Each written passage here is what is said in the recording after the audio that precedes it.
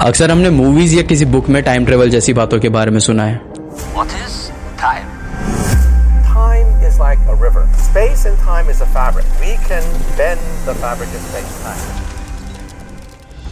लेकिन अगर मैं आपसे ये कहूं कि एक आदमी अचानक से 1958 से सीधा 2006 में आ गया, यानी 48 साल फ्यूचर में आ गया, तो हो सकता है कि आप में से कोई मेरी बात का विश्वास ना करे।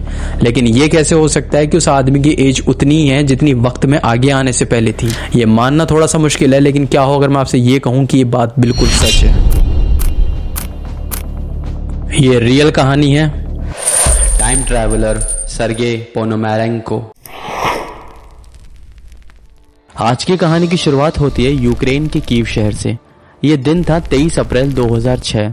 इस दिन कुछ पुलिस वालों ने एक 30 साल के आदमी को अरेस्ट कर लिया, क्योंकि यह आदमी लोकल पुलिस के मुताबिक थोड़ा वियर्ड लग रहा था। उस आदमी के चेहरे पर ऐसे एक्सप्रेशन थे जैसे वो किसी बिल्कुल नई जगह आ गया हो, जबकि उस आदमी के अनुसार वो सिर्फ 2 मिनट पहले सन 1958 में था। उसने देखा कि यहाँ सब कुछ बदल गया है। यहाँ के लोग, बिल्डिंग्स, कार्स और यहाँ के लोगों के पहनने के कपड़े भी। वो खुद 1950 के टाइम के कपड़ों में था। उसके गले में एक बहुत पुराना कैमरा लटका हुआ है, जिससे उस आदमी ने कुछ पिक्चर्स ली थी। और ये कैमरा पुराने मॉडल का जरूर था, लेकिन वो बिल्कुल नया था। जब पुलिस ने उस आदमी को देखा तो पुलिस ने उसकी आइडेंटिटी मांगी। उस आदमी का नाम था सर्गेई पोनोमारेंको।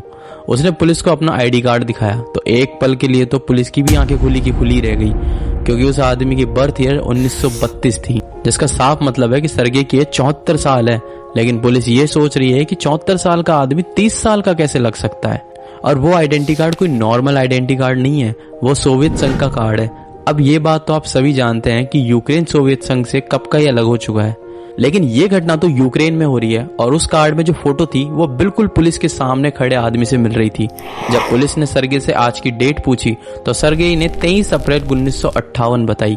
इस जवाब को सुनने के बाद पुलिस को ये शक हो गया कि ये कोई पागल है, और पुलिस सर्गेई को पाब्लो क्रितिकोव नाम के साइकियाट्रिस्ट के पास ले गए। लेकिन जब पाब्लो ने सर्गेई से बात करी तो उन्होंने वो जाना जो आप जान के शॉक हो जाओगे। सर्गेई ने डॉक्टर को ये बताया कि वो 1958 से आया है और कीव आने से पहले वो अपनी गर्लफ्रेंड वैलेंटिना क्विरिश के साथ था। और जब वो अपनी गर्लफ्रेंड के साथ अपनी पिक्चर ले रहा था तब उसने आसमान में एक यूएफओ देखी और उसने उसकी पिक्चर भी ली। और जैसे ही उसने उसकी पिक्चर ली, सर्गेई को पता भी नहीं चला कि वो कब 2006 के वक्त में आगे आ गया। और सर्गेई ने अपनी बात को प्रूफ करने के लिए उसकी थ्रू ली हुई पिक्चर दिखाई। अब ये फोटो कितनी सच है, इसको अच्छे से देखने के लिए एक वादिम पोजमार नाम के एक एक्सपर्ट फोटोग्राफर को बुलाया गया। बट वादिम खुद शौक थे, क्योंकि 1970 के बाद ऐसे कैमरों की फिल्म को मार्केट में बेचना बंद कर दिया गया था। लेकिन वादिम को सबसे ज्यादा हैरानी तब हुई जब 2006 जैसे टाइम में भी ऐसी फिल्में मिल गई, वो भी बिल्कुल सही हालत में।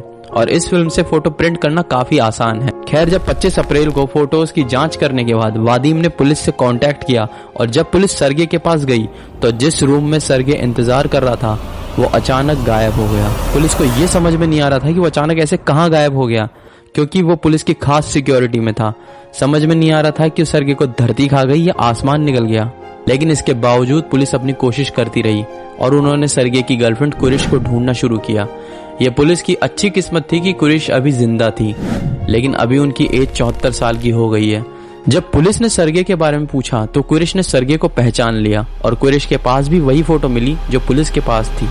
बट कहानी यहीं से ही बदलने वाली है, क्योंकि पुलिस के पास तो सिर्फ एक ही फोटो थी, लेकिन क्विरिश के पास 3 अलग अलग टाइम पीरियड की फोटो थी। सबसे पहली फोटो 1958 की, दूसरी फोटो 1970 की और तीसरी फोटो 2050 की। जी हाँ, आज के वक्त से 26 साल आगे की फोटो।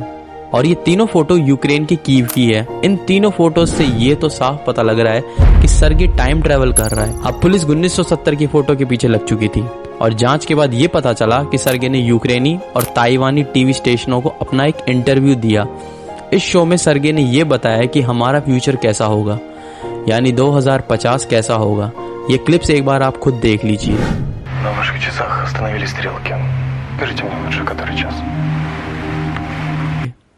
सर्गेई ने यह बताया कि फ्यूचर में सबके हाथ में सेलफोन होंगे, सबके घर में माइक्रोवेव होगा, जो इस वक्त 1970 तक किसी के पास नहीं है, और 2050 काफी एडवांस्ड होगा, बड़ी बड़ी बिल्डिंग्स होंगी।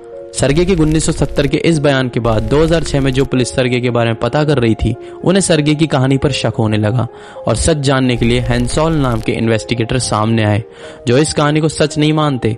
उन्होंने अपनी फाइल में ये बताया कि ये एक धोखा हो सकता है। कैसे? क्योंकि जिस आईडी को सर्गे ने पुलिस को दिखाई थी उसे सच नहीं माना जा सकता, क्योंकि सर्गे की आईडी में फोटो में जो स्टैंप है वो बहुत क्लियर दिखाई दे रही है और अलग भी। दूसरा, सर्गे का कैमरा, उस कैमरे में जो फिल्म यूज होती है, वादिम जो कि एक एक्सपर्ट फोटोग्राफर है, उसके अनुसार ये फिल्म 1970 में बंद हो गई थी। लेकिन सच तो कुछ और ही है, क्योंकि असल में ये फिल्म 1990 तक भी मार्केट में अवेलेबल थी। इसका मतलब है कि अगर इस फिल्म को 2006 में ढूंढे तो इसका मिलना उतना मुश्किल भी नहीं है। और सबसे लास्ट जो सर्गे की टाइम ट्रेवल स्टोरी को नकली बनाती है वो उसकी 2050 की फ्यूचर फोटो।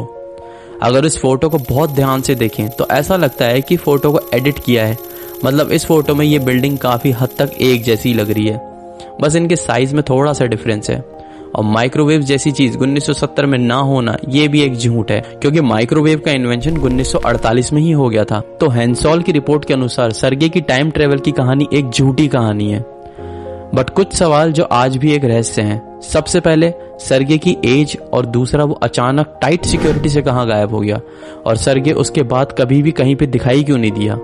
ये कहानी आपको अच्छी लगी तो इसे आप अपने दोस्तों के साथ हर जगह शेयर कीजिए और हम जल्द ही मिलते हैं अगली वीडियो में। और चैनल को सब्सक्राइब करना मत भूलना।